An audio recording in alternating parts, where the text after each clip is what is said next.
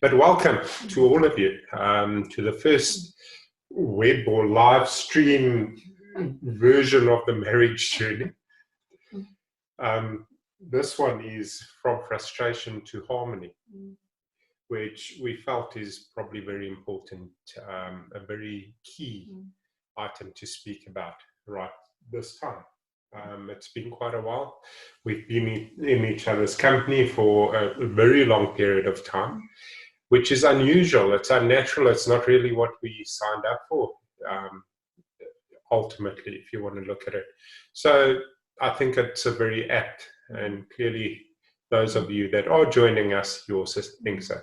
Just a few of the technicalities quick. I just want to introduce Henry and I, for those of you that don't know us. We've been in marriage ministry probably for about 7 years now, where we've been speaking into people's lives. We do coaching and counseling. At this point in time, we're doing a lot of online coaching and counseling. And this is how we came up with the topic of frustration, because we're picking up that a lot of couples, because of the close proximity and there's no out, in essence, they're picking up a lot of issues. So what we're going to do tonight is take you through a very high level way to deal with frustrations or triggers. And if there's anything deeper that you would like to discuss that we can't deal with it in a public forum, you're more than welcome to contact us. You've got our mail now. Contact us and we can set up something offline. Okay. Yeah, that's it. You are welcome as we go along. If you have any questions, to pop them into the chat screen. And then we do have the Q&A at the end, where we'll pick those up and answer those for anyone that needs further information, wants us to dig in deeper anywhere, or whatever it might take. Yeah, so again, if possible, please keep your audio on mute. Well, it should be possible. It just keeps the noise level down. Okay, good stuff. Good stuff. Let's get going. Well, welcome. Landie's introduced us. I'm Henry, Landie. We're going to be talking about frustrations. We're going to be talking about the whole concept of a frustration, or that part that irritates you about your partner. Yes, we love to think that once we get married, everything's going to be sunshine and roses. Because that's right then, we are so in love. We are so intertwined with each other. We finish each other's sentences. We speak till 3 o'clock in the morning without getting tired. Remember those days? Those were awesome days. Okay. Those are really good times. But the reality is, as time goes by, we find that we do start getting frustrated with our partner, which is challenging, to say the least. So how do we deal with it? Well, the first part, I need to first go back, and I need to tell you that if you aren't appreciating your partner, if you aren't constantly building them up, if you aren't showing them how much value they have to you in your life, then putting down a frustration or telling them where they're making mistakes or doing things wrong is very dangerous. Because you're putting it down on very rocky ground, very crumbly ground. The whole focus of a good foundation, or being able to deal with any frustration positively with your partner, is to build up a very good, strong foundation. And the best way, we've seen this time and time and time again, the best way is to appreciate your spouse. To look them in the eye, to tell them that cup of coffee that you brought me was I really appreciated. And I really appreciated it because it showed that you are thinking of me. Remember, you want to go back, and we always speak about it. You want to look at the emotion that lies behind, whether it's appreciation, and we'll get on to understanding frustrations as well. Because just saying thank you for the coffee it gets discarded very quickly. But when I say thank you for the coffee because it made me feel like I'm worthy, or I've got worth, now it has a different weight. Now it has a different effect.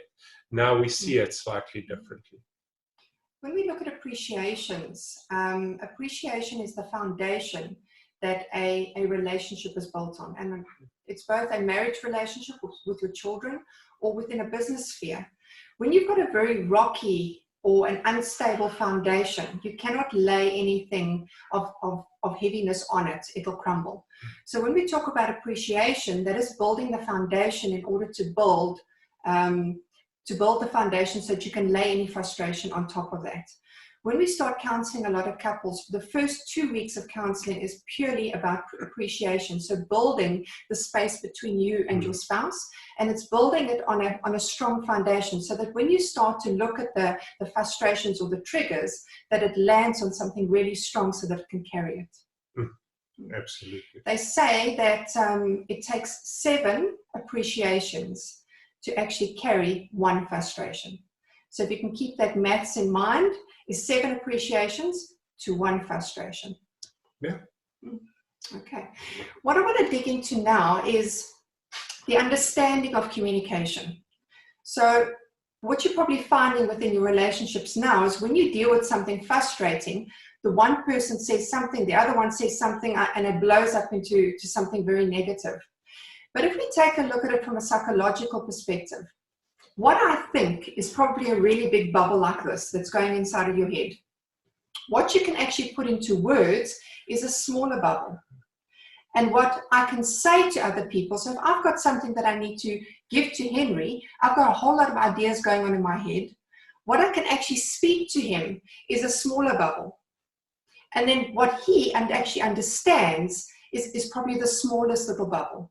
So when you've got an idea in your mind, what you can put into words and what you actually say and what is actually received is 2 different things.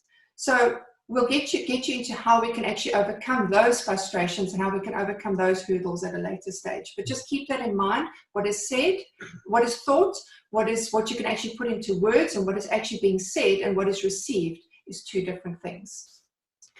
Yeah, very often a lot of frustrations are caused through a lack of communication. We hear it time and time again. We need help with communication. Yeah. We're speaking a different language. Yeah. We're not on the same page, whatever the case is. And that's something to remember, is just because I've said it doesn't mean that my partner has understood it or has heard what I think I've said. Okay.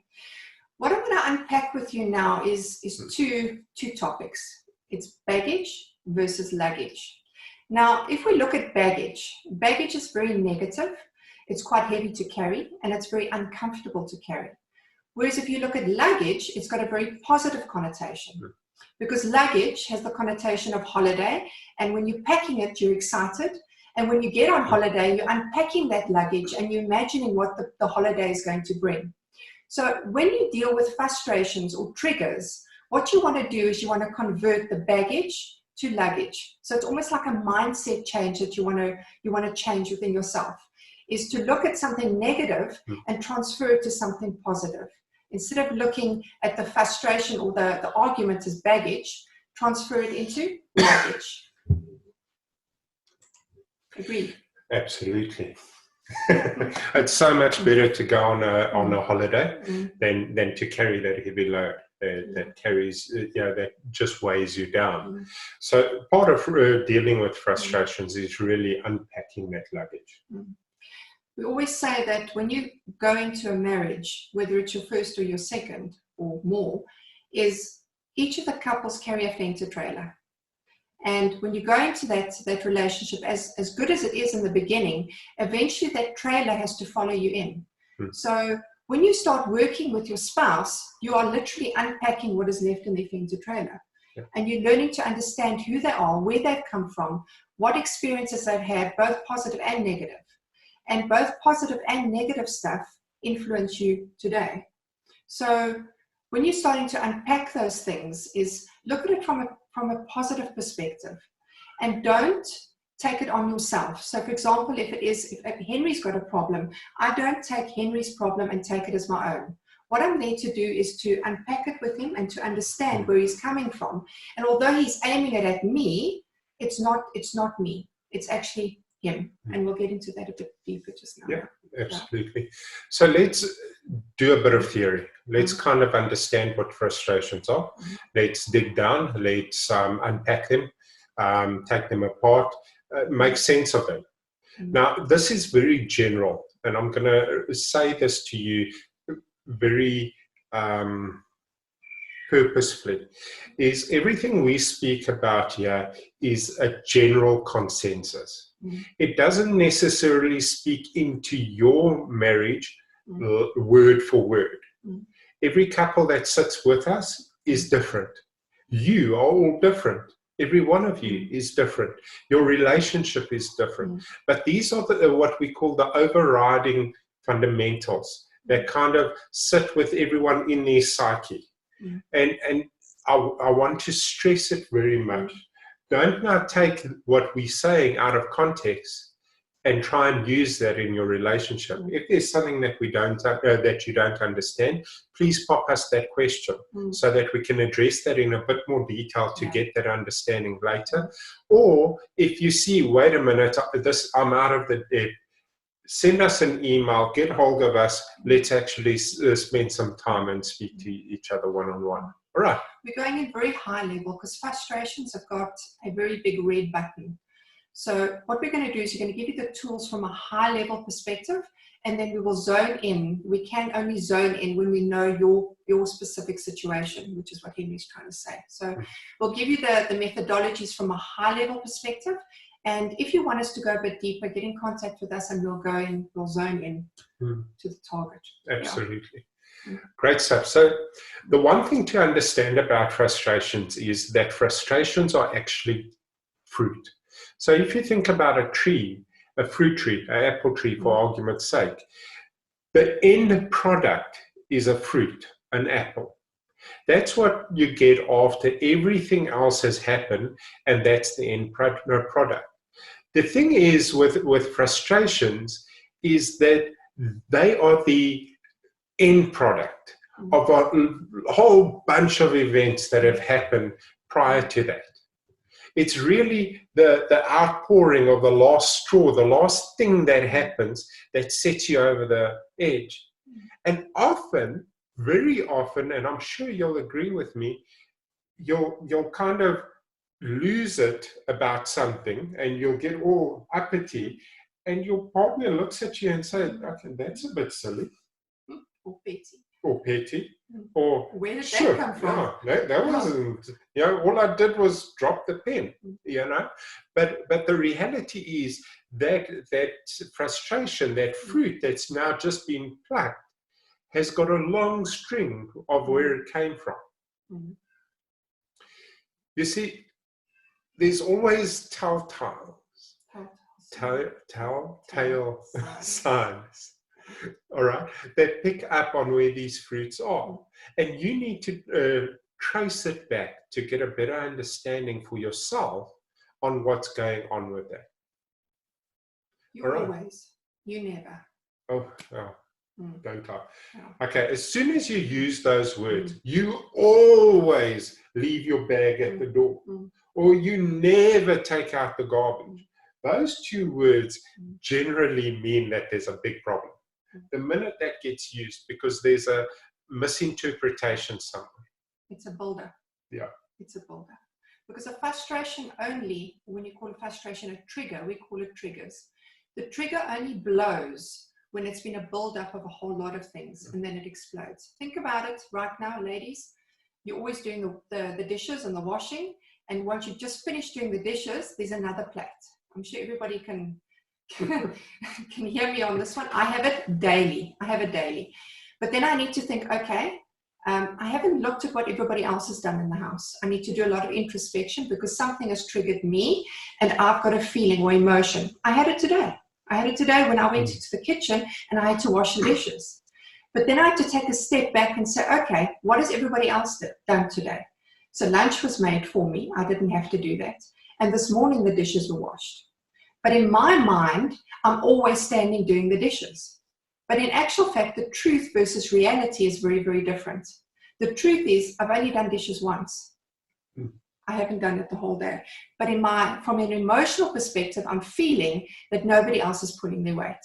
So this is where the trigger and the introspection comes in. So the fruit that I experienced today was, I was feeling frustrated because of the kitchen. But in actual fact, everybody else had pulled their weight, but I had to do that, take a step back and look at everything before I actually triggered. It would have been very easy for me to come to Henry and say, I'm always doing the dishes. Why did you add another plate? But he did it this morning. Yeah. For sure. All right. So part of the introspection, or part of what we need to look at, is we need to look at where the root lies. So it's always about the root, not the fruit. It's always about what started it. Where did I feel that? When you are triggered, probably the first thing that you must do is what Landie just said, is you need to take a step back and you need to ask yourself a few questions. You need to do some introspection and say, why did that just happen to me? Why did I just feel that emotion? And remember, one of the key things is, because we're talking about getting back to the emotion, we need to take responsibility for our own emotions. It's very easy for me to get angry and lash out at everyone around me, but then I'm not taking responsibility for my emotions. I'm making my emotions everyone else's problem. And that's not a very healthy situation to be in. Not at all. Because what will happen there is, I trigger, you trigger, I trigger, you trigger, and then there's no peace. Then we're playing tennis. Yeah. Yes, I can hit it harder to you, you can hit it harder to me, and then we try and get someone to win, because then you're being competitive, aren't you? And unlike tennis, when you're doing that in a relationship, no one wins. Because even when you thought you won, you more than likely have lost, because you've lost unity, you've lost a big part of your relationship. And you might say it's okay and say it's all right, but that thing's going to come back because you haven't looked for the root. All right, remember, it's not in the fruit, it's in the root. And often when you trigger and you lash out, often what is said in that argument actually hurts more than what the initial problem did. So now you've got two problems that you need to deal with. So my advice here is to, when you're triggering, is take a step back, breathe, and go and do some introspection and say, why am I triggering? What is causing the trigger here? What is the emotion that lies behind it? Because often the first one when it comes to a trigger is anger. I'm angry. I'm good with that. I'm angry or I'm frustrated. You're angry. I'm angry. I'm angry or I'm frustrated. So it's go back and check what is behind that initial emotion. Because what is behind that initial emotion, the people in the know say that there's two other emotions that lie behind that. So the first one would be angry. The second one could be fear or hurt or rejection. For me, let's take the example with the dishes for myself today. I had to take a step back, and initially it was anger. The secondary emotion of that was disappointment. And the one before that was I was feeling alone. So the initial root cause was I was feeling alone because nobody else is standing with me. Now that alone feeling, I need to then figure out where it came from. But I'm not going to steal your thunder. Are you stealing my thunder? I'm stealing your thunder. Ah, okay. Well, yeah, it's difficult to keep your wife quiet.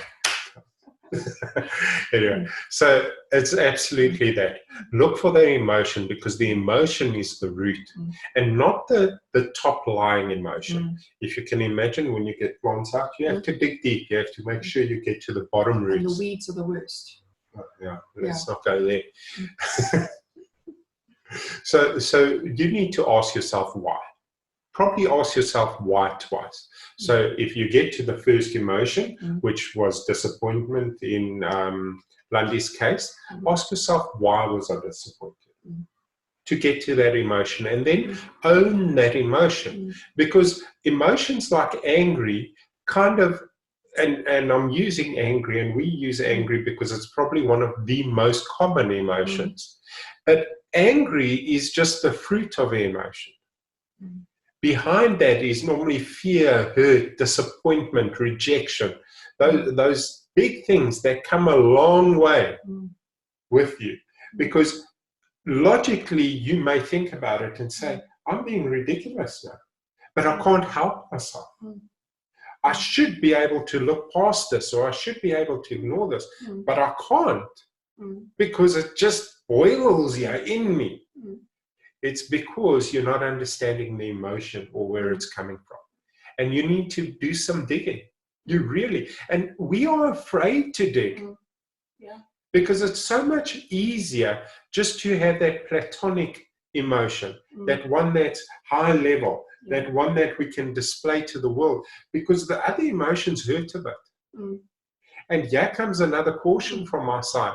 When those emotions hurt a bit, be careful of opening them up without the right help.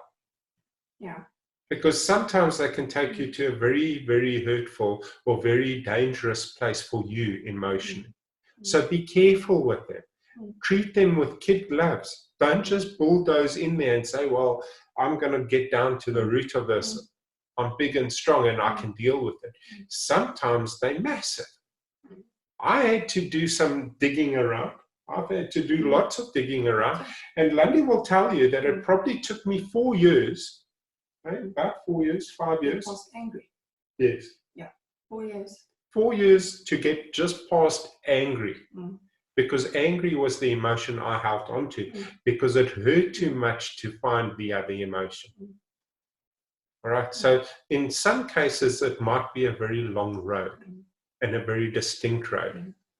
But you need to go there, because else those little things are going to keep hitting at you, and they're going to steal your quality of life.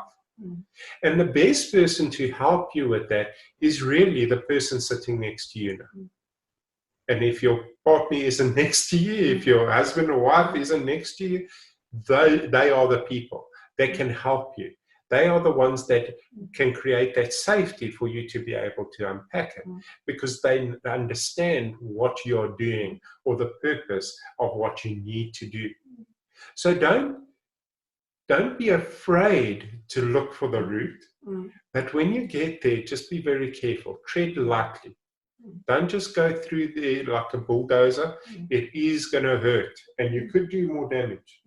You could really do more damage. A good way to deal with it, if you do have a frustration and you can't get to the underlying root emotion, what I would suggest you do is, if you've been triggered, is go to your spouse and say, this is how I feel. This is the problem, but I'd just like to share with you so that you can help me unpack it. So ask for the help. Instead of taking all that pent-up anger inside of you and dumping it on your spouse, is go and sit with them and say to them, look, Henry, that dish today, I had a problem. This is how I felt, and it's nothing against you. This is my feeling. I'm owning it. I'm taking responsibility for it, but I need you to help me work through it. What you find in a marriage is often you get an introvert and you get an extrovert. We'll probably take you through some other lessons later on. But you have an introvert and you have an extrovert. Henry's the introvert, I'm the extrovert. So what that generally means is Henry processes things internally. I process things externally. So therefore, in my mind, if I cannot get it out, it's just going to keep going on in my head. And the more it goes around in my head, the more the emotion sticks. So the minute I get triggered right now is I'll go and sit with Henry and say, I've been triggered here. This is the emotion that I felt. Please help me work through it. And then he's my sounding board. So as I sound off to him, he hears what the problem is, but at the same time, I'm hearing what the problem is, and I'm processing it within myself. So I'll come to the conclusion that Landie actually been quite petty without him actually having to tell me that. Because if he has to tell me that, oh my goodness, that just triggers off a whole lot of other things. Because if he says, well, that is such a little thing, then I get triggered and I get hurt because now my emotions and the way I feel doesn't actually matter to him. Okay. Yeah, then the best way to get to the emotion is to hold on in that moment, feel what you're feeling. Stand still, close your eyes, actually acknowledge that, look, I'm feeling this way now, right now. This is what I'm feeling inside me. Whether it's a boiling anger, whether it's a deep-seated hurt, whether it's a loneliness, whatever that feeling.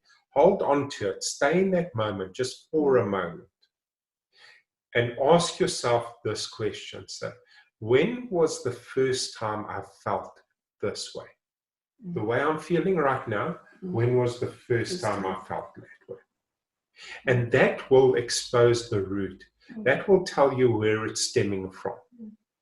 And do it in the quiet of your room, not in that moment. Go and shut yourself off in the bathroom or somewhere and just sit and feel the emotion and think back where you felt it first. And generally, it'll be in your childhood, generally. But for those of you, I don't know everybody that's on tonight, but some of you have probably been married before. Sometimes it resides there. I know it had for me. I was married for 18 years. And a lot of the stuff that I had from our previous marriage, I actually brought into this marriage. And the same from Henry's side. This is our second time round, which is why we're so passionate about marriages and sorting out the problems before they become unmendable. I don't even know if that's a word. We'll make it work. We'll make it work. We'll make it work. So it's very important, as much as you love the person that you're sitting next to, a marriage can be damaged. So when you're dealing with frustrations, especially now in the situation that we're in, is to deal with the frustrations as they come up, do the introspection, and then go and sit with your spouse and talk it through with them. Absolutely. Yeah, so find those roots. Don't be afraid to dig a little. All right? But tread cautiously. And I know I'm repeating myself because this is a very sensitive topic. It's a very sensitive place to be. And ensure that you're in a safe place when you're doing it. Ensure that you, when I say safe place, it doesn't mean you must go lock yourself in the bedroom and make sure the alarm's set. It means a safe place emotionally. Because if you're having a tough time emotionally, you're going to read it through that tough time. You're going to understand it through that tough time, and it is going to be distorted. And Landie was mentioning that you would normally go back on that emotion to childhood. That's absolutely, you know, we are formed up to about the age of 7 mentally. That's kind of when our principles. And the next kind of phase is up to the age of 12. That's kind of when we learn everything we learn. Our principles, our values, our views, our opinions, all those, our emotions, how to deal with things, how not to deal with things. That's kind of when we learn all those things. We learn them from the people around us, from our parents, from our guardians, from our teachers, from our friends, from our aunts, our uncles, whoever it is. Society, yeah. It depends who's got an influence on your life at that time. Whoever's got a big influence on your life at that time, or wherever you found yourself surrounded, you're going to carry those things, whether you want to or not, into your adulthood. And these are most 99.9% of the time the root of your frustrations. There's actually a video that you guys can actually go and Google. It's called Still Face. What that actually shows is they did an experiment with I think the baby's about a year old. Maybe, yeah. They did the mom, and the mom goes in and does emotions and interacts with the child. And then what they do is they tell her to have zero emotion, and then you watch how the baby reacts. And what happens there is that the mom didn't reconnect, that the baby then got stuck in a negative emotion. So unfortunately, us as parents, we don't always get it right. But the thing is, if we go back and we get the child unstuck, they can then continue. But a lot of the times, the parent doesn't know where the child is getting stuck. And these are the things that form us. So when we get into a marriage, what happens then is you actually get triggered by where you got stuck. Because what you're wanting to do is you're wanting your spouse to come and fetch you there and then take you and unstuck you, in essence. Yeah. The next area, what I want to touch on, which actually leads on to this, is you spot it, you got it, which is a phrase that we've cloned, because when you spot something, when you've got a frustration, it's yours. It doesn't belong to anybody else, whether it's your husband, your kids, your boss, your aunt, your uncle, it doesn't matter. When you've spotted it, it's your telltale sign that you've got a trigger. And that's when you start doing the introspection. Mm. Yeah, basically what you're looking at is, you spot it, you got it, is when you're really projecting onto others what you feel. Yes. All right, so if I constantly see something Landie's doing that irritates me, so if I constantly start telling her, you always do this, you always do this, most of the time it's because I'm hiding it in me. So if you've got someone at work that is always stamping down the law, you can't do this, you can't do that, you mustn't do that, that's not right, that's not good. More than likely, if you have that person, if you have a close look at them, they're the ones that are actually breaking the rules. And that's what makes it very difficult. I'm not saying in all cases. So if you are one of those people doing it, just saying more than likely, very often, the one that is calling foul is the one that's causing the foul. And the same applies in your relationship. Is if I'm seeing someone do something, it's kind of often, it's kind of in me, it reminds me of me, and instead of reprimanding myself, you project I project it onto someone else. Another way to look at it is when you initially fell in love with your spouse. For example, if they had a very big sense of humor and they would laugh at everything. 8 months, year, 2 years down the line, they're still that person and they're still laughing at it, but now you're getting irritated because now they're laughing at everything. The reason why you were attracted to that person was because that inherently is something that you needed for yourself. You wanted to be that person that laughed, that had the sense of humor. And that's where we talk about the missing arm. I don't know if you want to go into that. Yeah, we can talk about the missing arm. Basically, if you consider we as people are grown as whole, or born, sorry, grown. I'm still stuck on the fruit.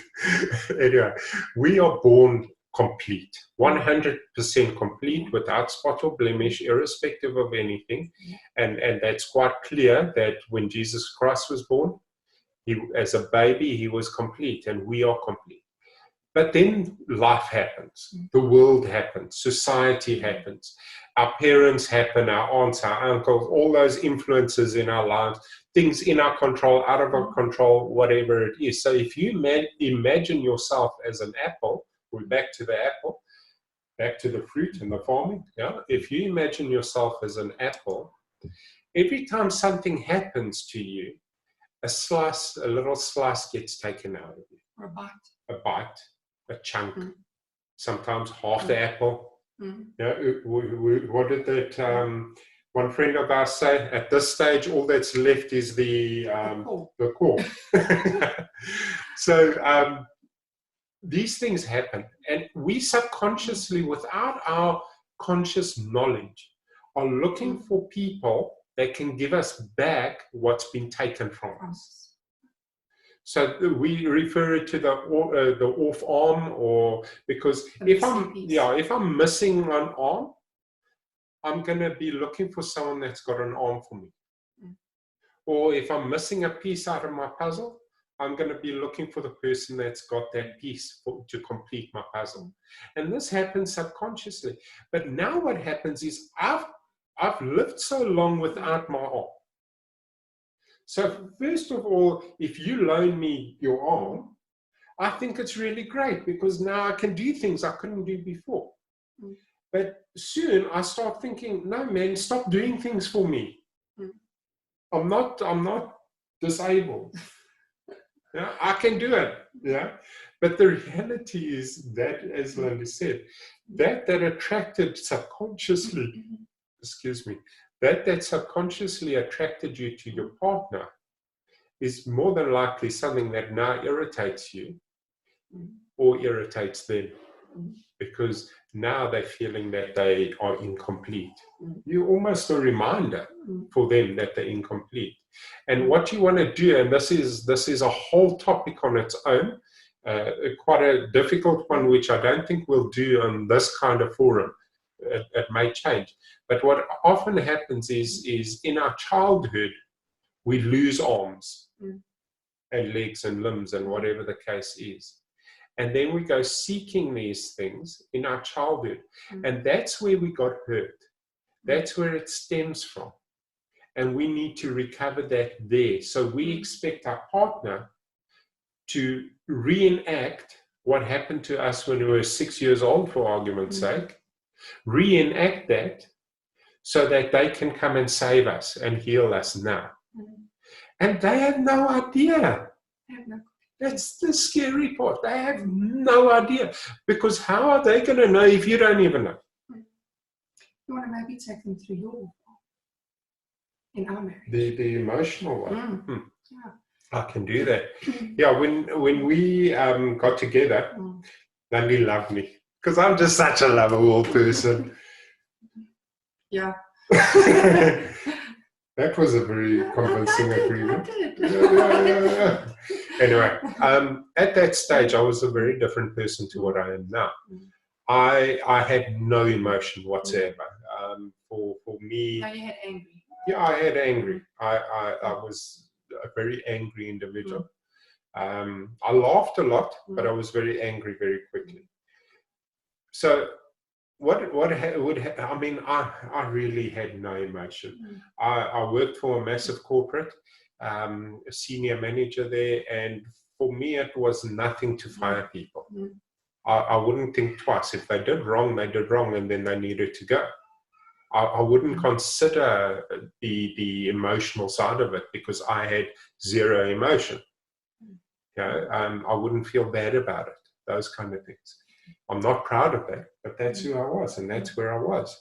Because my emotional arm was chopped off. And my emotional arm was kind of replaced by Landie's emotional arm. Because when I met her, I realized, hey, here's a woman with the potential for a lot of emotion. At the time, she might have not shown it, but I knew, I saw it. My spirit saw it in her spirit. That here's the woman that can complete me, that can fill my arm. It wasn't long. And her emotions were driving me insane. Totally. Yeah. It's like, can you please just slow down with these emotions? And she was feeling the same about me, thinking, can you please just have some emotion? And we had to work through that. I needed to go figure out where my emotion disappeared. So unless you learn to face your own shadows, you will continue to see them in others. Because the world outside you is only a reflection of the world inside you. I love that quote because it always starts with introspection. I do a lot of business coaching, and I do exactly the same as the principles that I'm teaching with you now with regards to marriage relationships. It works in a business sphere too. So it always starts with introspection. You cannot start trying to fix somebody else if you haven't fixed yourself. So when we move on, we often the difference between a good response and a negative response or negative reaction from us is the ability to pause in the moment and evaluate. So we've taken you through that, where you need to take a step back, do the introspection, and then go to your spouse with the introspection. Often I find when you do that introspection, it dissipates. It goes away. You actually move on. Yeah, you might want to sit with your partner, with your spouse, and I don't know, work on a keyword. Yeah. When your spouse, because you won't see it. Once you triggered, you're just going to go like a bull through a china shop. You're not going to see it. Maybe if you have the discussion beforehand and you say, when I do that, just say pair to me, for argument's sake. Say pair. That will reset my mind into, okay, wait, whoa, I need to actually think about this. I'm on a tangent here, and something safe, something that's not going to rile up. Yeah, don't go and call your wife crazy.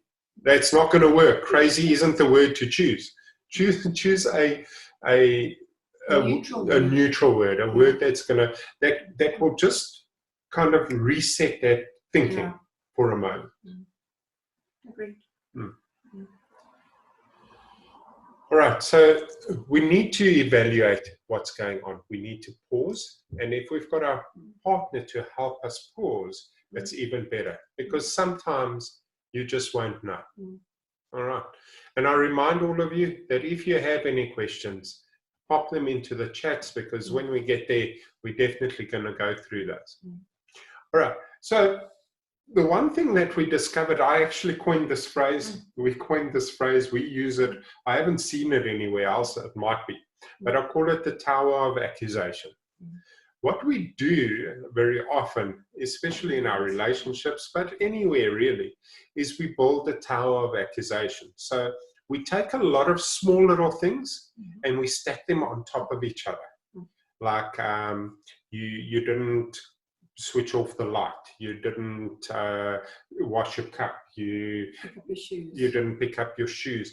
Now, in isolation, each one of those items is kind of ridiculous. You can't fight with me over that. It's only my shoes. I'm an adult. I'll pick them up. But you know what? When I've got 20 of them, now I've got a tower. Now I've got something strong enough, powerful enough to hit you over the head with. So what I'm doing is, I don't talk to you about the shoes, and I don't talk to you about not hanging your clothes up, and I don't talk to you about the towel. But eventually, when I feel that I've got enough to build my tower, now I can accuse you. And then you've got a whole lot of things. Yeah, of course. Now I've got a whole long list of. Now you've got justification.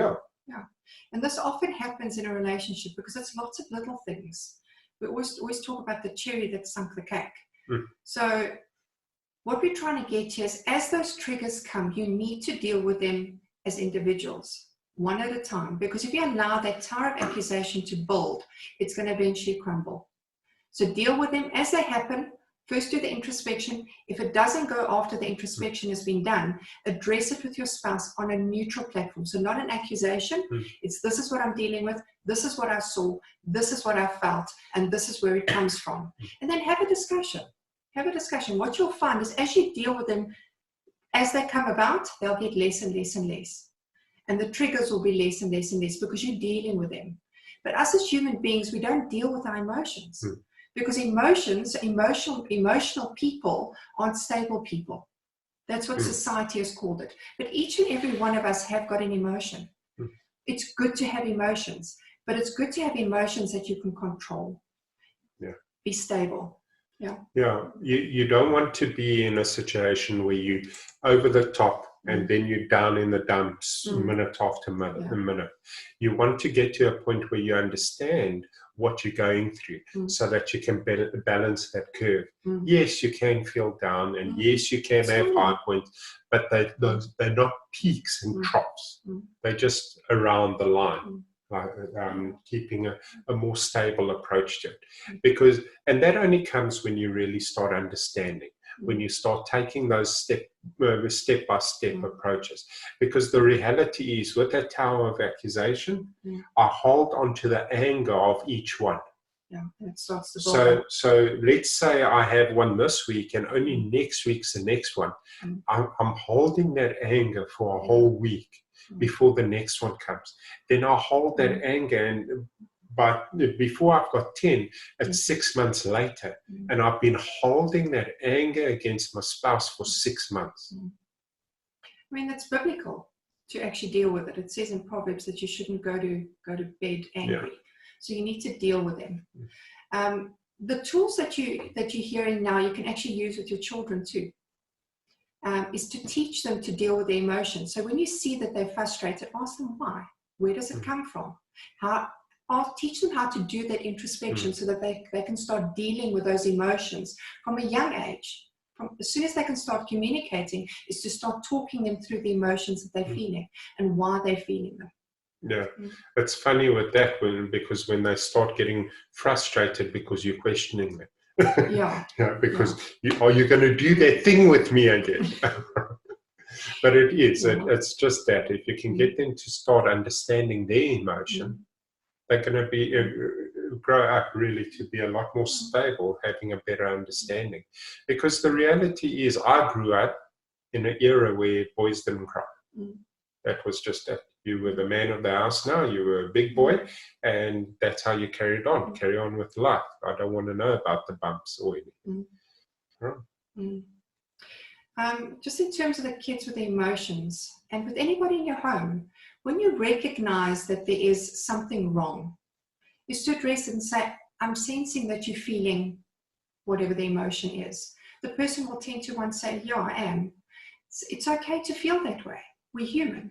We're allowed to feel. And especially in this time, there's a lot of emotions that are flying around. And it's normal. But the solution comes in is, how do you deal with those emotions? And teaching your kids how to deal with those emotions is very, very important, because they may be feeling anxious. Okay, you're feeling anxious. How are you going to deal with it? Because you cannot continuously feel anxious, because tomorrow morning you're going to wake up and that anxiety is going to be 10 times worse if you don't deal with it. Same in your marriage. If you pick up your spouse is feeling a certain emotion, is address it and say, I'm sensing that you're feeling. And then be honest. Yes, I am feeling irritated today, and it's okay. But how are you going to deal with it? Because sometimes when you're in the emotion, you don't realize that you're feeling that specific emotion. So help them deal with it. The next step that I want to talk you through is an anagram that we call HALT. When you're hungry, angry or anxious, when you're late or lonely or tired, is don't deal with the frustration. Because the first thing is when you're sitting down and it's just before supper time, and I'm saying to Henry, I have an irritation and a frustration, but he's hungry, could you imagine what's going to happen? Yeah. It's not going to work. The response isn't going to be very positive. And he's not going to be listening to me either, because now I want to go and eat. So I'm just going to deal with it, and I'm going to keep the peace because I want to go and have supper. Yeah. Or if you're anxious or angry. Or if you're running late, so if you're on your way to a meeting, or you're on your way to go out for a supper date or to meet people, and now you want to deal with an emotion, not a good time to deal with it. And we find a lot of couples, what they do is, especially couples with young kids, what they will do is they'll go to bed at night, and they'll climb into bed, and now they want to deal with the emotions and the frustrations, and they're tired. So don't deal with it then. Not a good time to deal with it. What we often do when we deal with frustrations is we look at the SMART principle. I'm sure a lot of people would know what that is. SMART principle stands for specific, measurable, attainable, relevant, and within a time period. So when you're dealing with a frustration, you need to be very specific. You need to have a measure to it. So if you're coming to a conclusion, you need to be able to measure it. And it needs to be something achievable. So if you're expecting somebody to do something, but they cannot do it, don't expect them to do it. And then be very realistic and within a time period.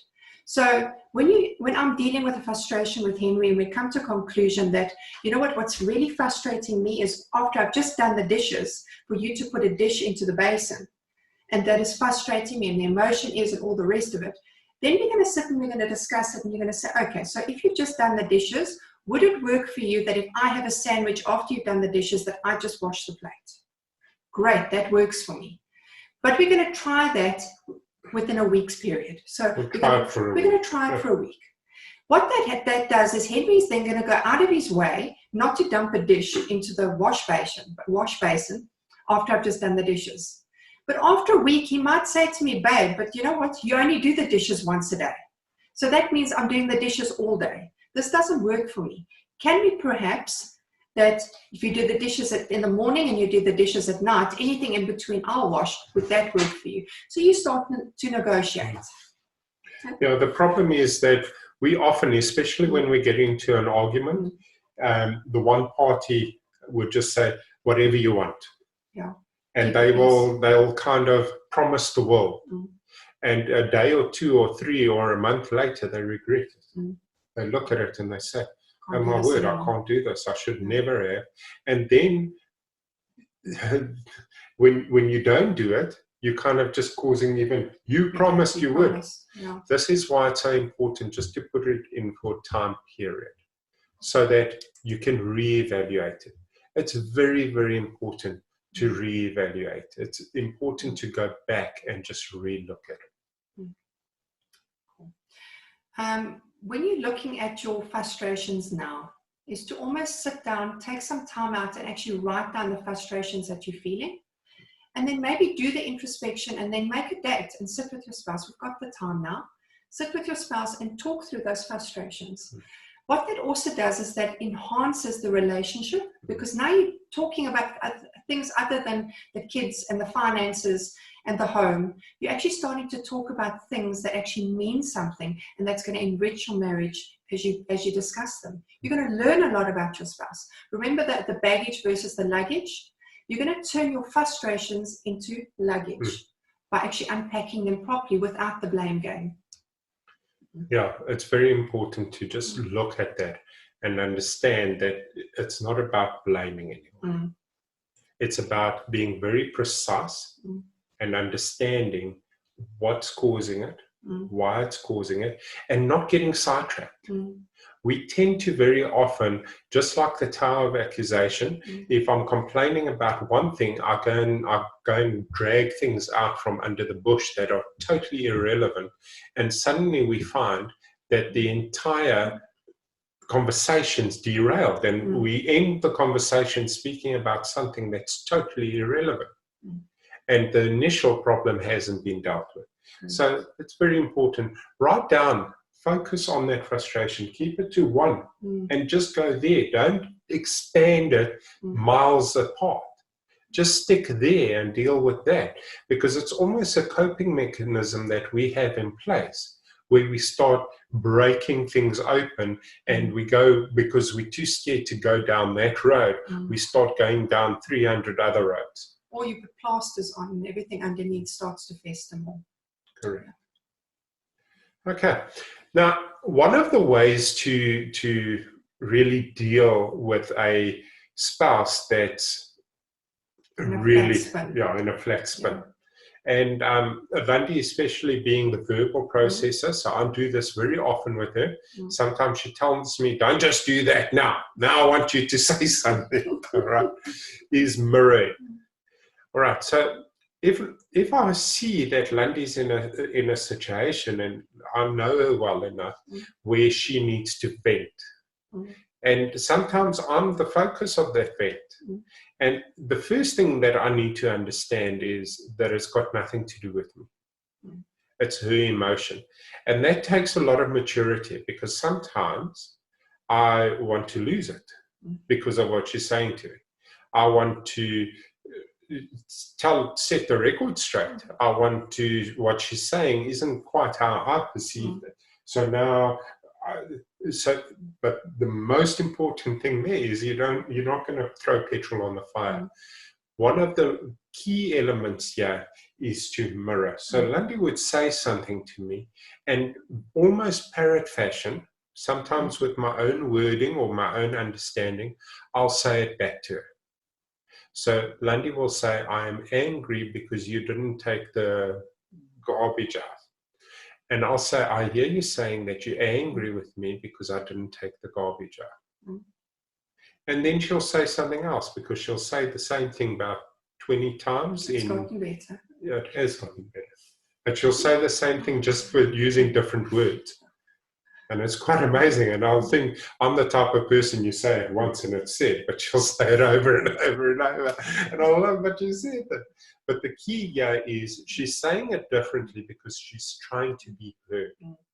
And this is where the mirroring comes in. So when I start mirroring her, she starts realizing, first of all, that I have heard what she said. She also might realize that the way she said it wasn't quite the point that she wanted to get across. So sometimes, remember, right in the beginning, we said what happens here isn't necessarily what goes in here. What happens in her mind isn't what I hear.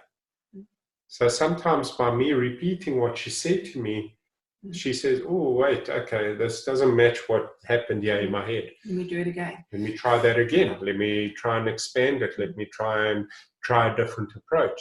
And that's very important, because sometimes, a lot of the times, our partner just wants to be heard. They want to be heard that they are angry. They want to be heard that there's something digging into them now.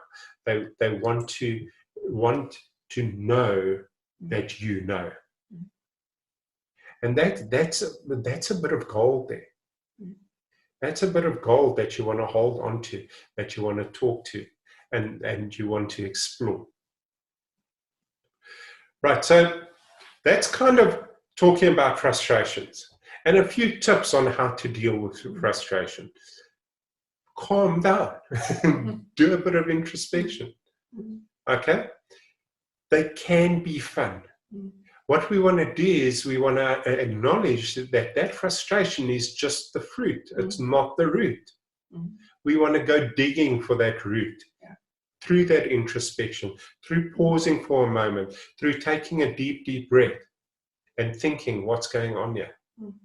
Remember, if you're spotting it all the time, more than likely it's coming from you.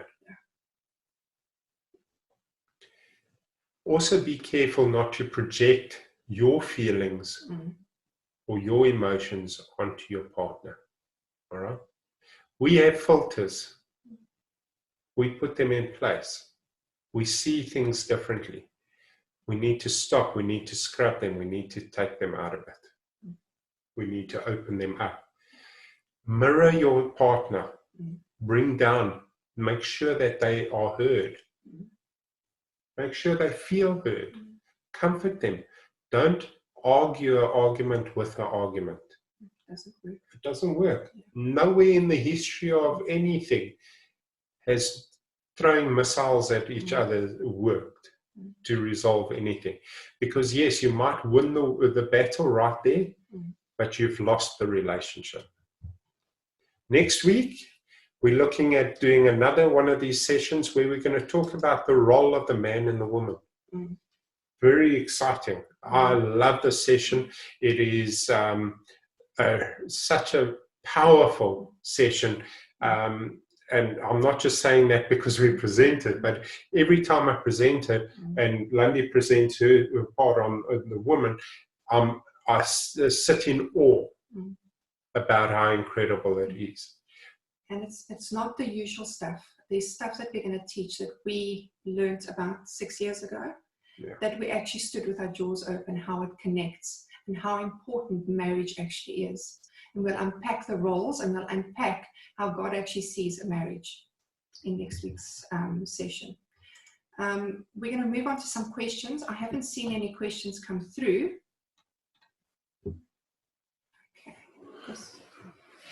Okay, there is one. What does dealing with it together look like for you guys in your relationship? Do you just try to listen, or are you praying to try to discern? Sometimes it doesn't feel that obvious how to tread lightly when helping your spouse unpack. Okay, so in our relationship, do you want to answer this one? Yeah, I'll do the first part, you can do the second. Okay, so the first part is we do it together. If I tell you that Henry and I, in the beginning, because Henry and I are both very strong personalities, and we both had a lot of baggage that came into our marriage. It's by God's grace that we're still married. And these tools that we learned right in the beginning of our marriage, that has actually saved us. Because we learned some really good tools to be able to communicate. So to answer the first section of your question is, what we did was we did that introspection. So together look at life for you guys. So if I had a problem, like I explained, if I had a problem, I would then go and I would blurt it all out onto Henry. He was a very good listener and he mirrored really well. What I learned was he was actually hearing me. He heard me. And by him hearing me, I started repeating myself less. Yeah. And that started to defuse me. Even still to this day, when I've got a problem, I will start and I'll say to him, babe, I need a sounding board. This has nothing to do with you. I need a sounding board. And I would just blurt it all on him, and he would sit there and he would try and mirror in between. That's when I'm really, really angry, or if I'm very frustrated. That doesn't happen often now, because I'll just say it once, he'll say it back to me, and yes, that's what I meant to say. Or I'll say to him, hang on, I need to say it again. So it takes a lot of patience to move a frustration from frustration to calm and then to solution. So it's going to take a lot of practice. I can tell you it took us many years to get this right. But if you've got the patience and you love your spouse, you're going to work through it. For the spouse that's an introvert, the quiet one, I take my hat off to you. Henry did that for me for many years. I'm a talker, and when I get frustrated, my mouth goes. So it takes a lot of patience. For the guys that talk a lot, that are the triggers, if I can tell you, the biggest gift that you're going to give your spouse is to mirror them at times, and to actually just put your own emotions to one side and to mirror them and give it back to them. They'll really appreciate it.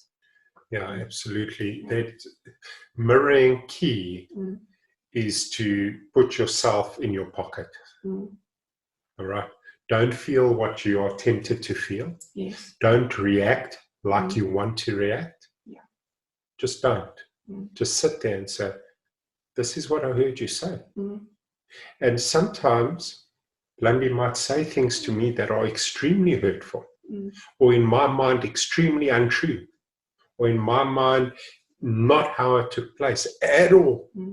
But that's not what's important. What's important is that's how she perceived it to have happened. You asked about, do we pray to discern? Yes. Discernment is a gift. Yeah. Discernment can also be dangerous. Because if I'm going to start telling Landie, I discern that she feels this because of that, fireworks, we're going to have a problem. The same as if I'm angry or I've got a frustration and Landie starts telling me how I should be feeling or how she thinks I feel or whatever the case is, it doesn't work for me because now you are telling me why I'm angry, and that doesn't work for me. That's why that mirroring is just a giving it back. I just want to touch on discernment. When you discern isn't to address.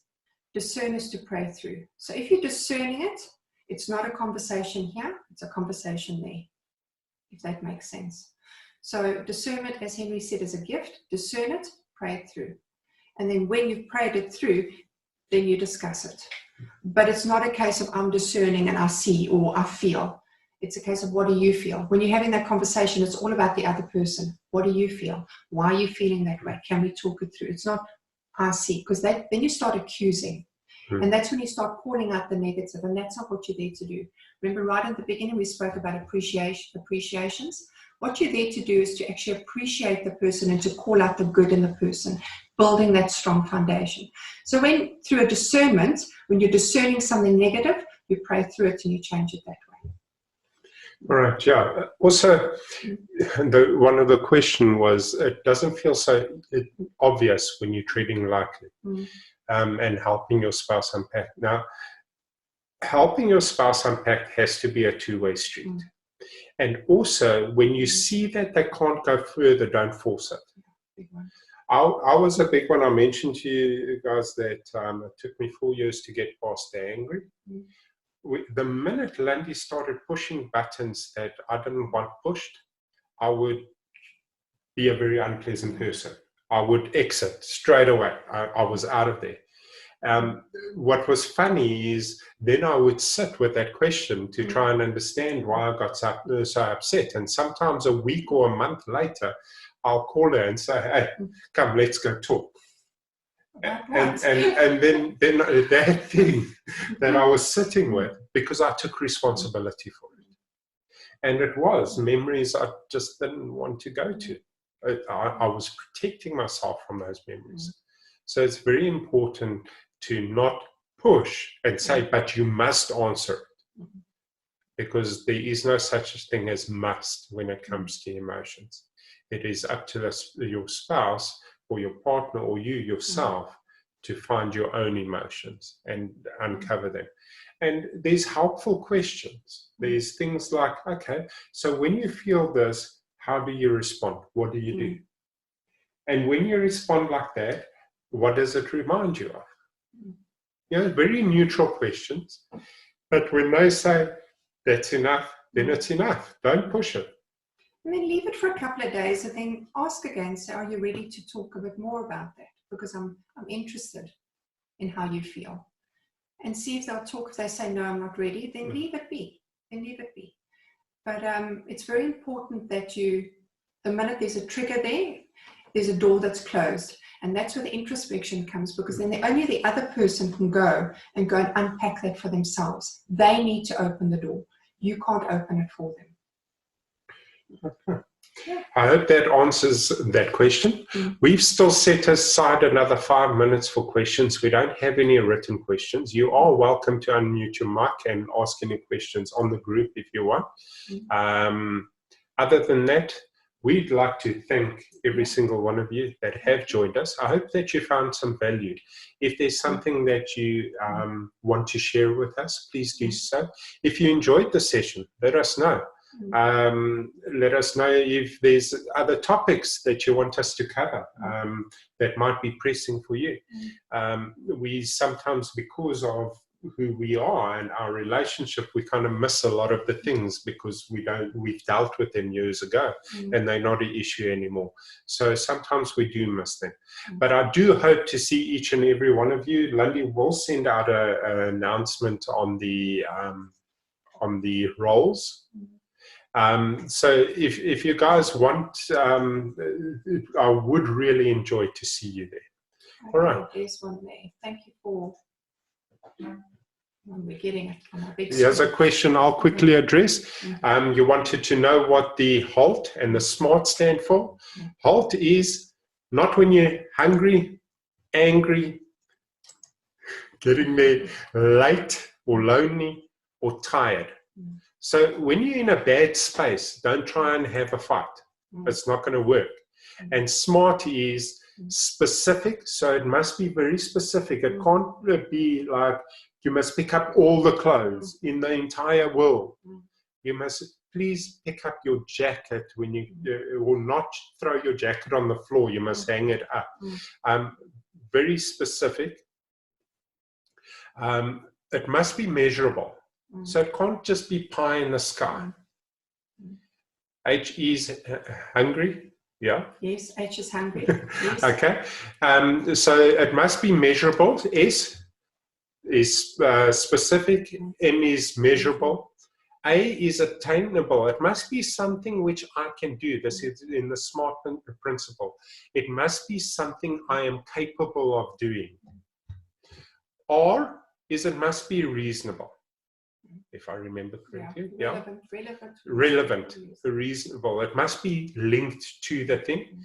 And time, yes, it must be within a time period. It's not forever and ever till death do us part. It's in a time period that can be reevaluated and remeasured. Okay, so just to go through that again, H is hungry or thirsty. It falls into the same category. A is for anxious or angry.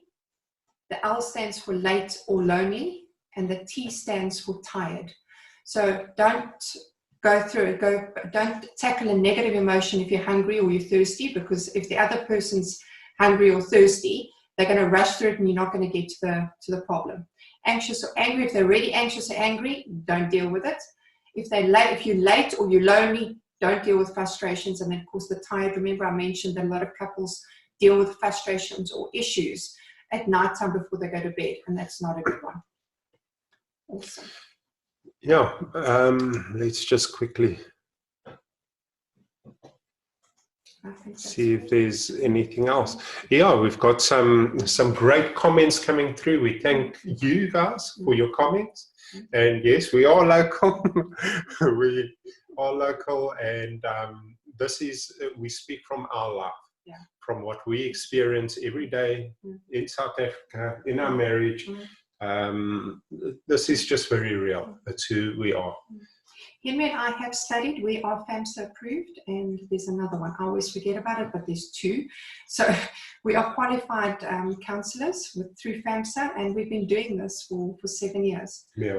Our passion is marriages. Our passion is seeing marriages reach the end of the lifespan, and we're really passionate about seeing families flourish. So what we do is, this is our passion. We take our own lives when we present all material, we take it from a personal perspective, because what we find is if we share our life, you will be able to take the nuggets that we've learned and be able to implement it or avoid what we've done wrong.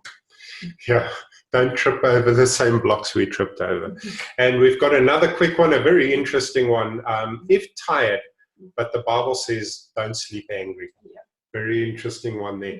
Do you know what you can do is you can come to an agreement that you will discuss it. what we normally say with the frustration is, I am angry right now because I process internally.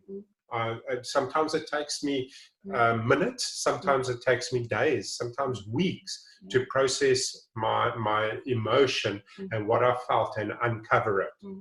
I mentioned that earlier. It could take me a month for me to just grasp it, because there's certain things that I just can't go to emotionally.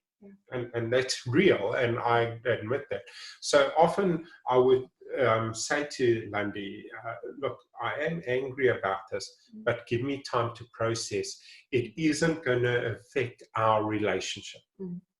So the big part there is secure the relationship. Make sure that your partner knows that you aren't severing this. I am here for you. Yes, I'm angry and I'm busy dealing with it. Don't just keep quiet about it and turn your back on your partner, because then they're going to feel it and you're going to drive a wedge right here in between you. Rather have that discussion. When the Bible says don't go to sleep angry, what that means is don't break the unity. So when you go to bed and your normal routine would be to cuddle your husband, or your husband to cuddle you, that carries on going, but you both know that there's a problem that needs to be resolved, but one or both need to still process it. So you're going to bed, but you're not angry.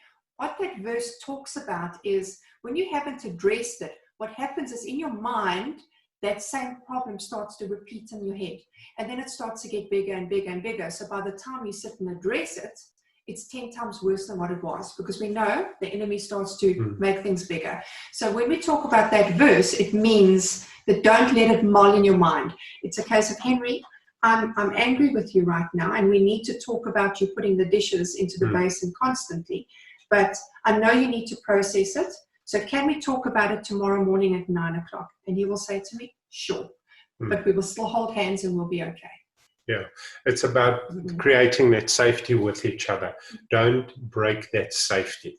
Yes, I can be very, very angry with Landie, or she can be very angry with me, but our love still needs to be there. Our unity still needs to remain. Guys, thank you very much. We really appreciate you allowing us to talk to you about this very important subject and letting us into your homes. It was really a pleasure to share this with you, and we are definitely looking forward to next week's session. We have said it enough times. Landie will send out those details. She will email each and every one of you, so you will get a personal invite to that. And yes, please share it, friends, family, co-workers. Thank you very much for your time. Thank you for sharing with us, and we will hopefully see all of you next week.